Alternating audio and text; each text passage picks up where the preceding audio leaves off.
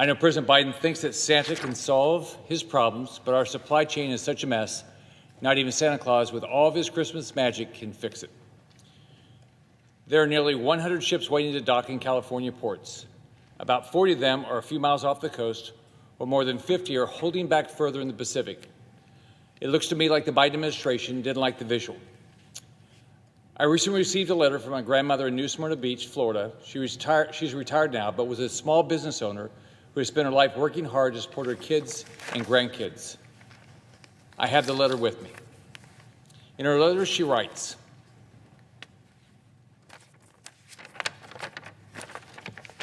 "I'm worried about inflation.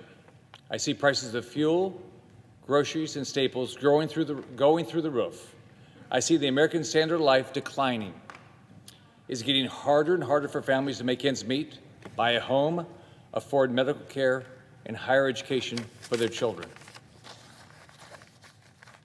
She also tells me that Joe Biden's unconstitutional vaccine mandate is putting her husband at risk of losing his job, despite the fact that he worked throughout the pandemic as an essential worker. She's not alone. She shares the exact same concerns as millions of Americans and businesses right now that are reeling from the impacts of Biden's socialism. The pantry of Broward County, Florida, usually supplies meals to 500 families each month. But they weren't able to donate as many Thanksgiving turkeys this year because of skyrocketing prices. And there are other terrible stories in the news across my state every day. I heard about a single father of three in Clearwater, Florida, who lost his job due to COVID. And his new job, he's having to stretch each dollar as far as he can possibly go, as prices for meat, food, rent, everything goes up and up and up. I heard about a woman who delivers groceries in South Miami. She's seeing prices going up and is having to send pictures of empty shelves to her online customers to show grocery stores are out of so many products.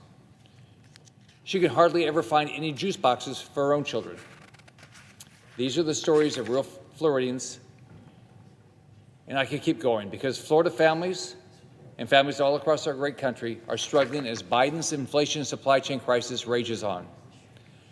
Now, most people, when they're in charge, they want to do something positive when a problem arises.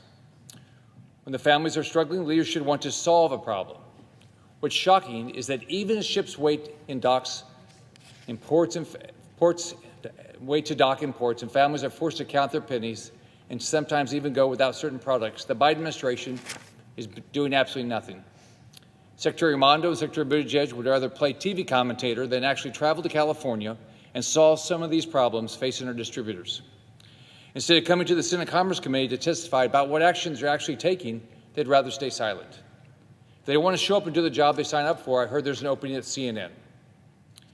Energy prices are up, and families who are simply trying to stay warm during the winter season are going to face higher bills, just as gas prices and food prices continue to climb. The American people are fed up with President Biden's utter lack of leadership. Time and time again, I've come to the floor to try to get some information about this crisis. But Senate Democrats have stood in the way. When it came down to demand notes from internal meetings the Biden administration held about the signs of inflation they were seeing, Democrats blocked it. When I walked down here to request a report about the factors causing energy prices to rise, Senate Democrats blocked it. When I came down here to pass bicameral, common sense legislation that will alleviate the supply chain crisis facing our ports, Senate Democrats blocked it. Madam President, this isn't how Washington should be working. I came here to make Washington work for Florida families, but Democrats in this body are joining hands with the White House to institute policies that make life more difficult and more expensive. This isn't government for the people. This is big government that hurts the people. I yield the floor.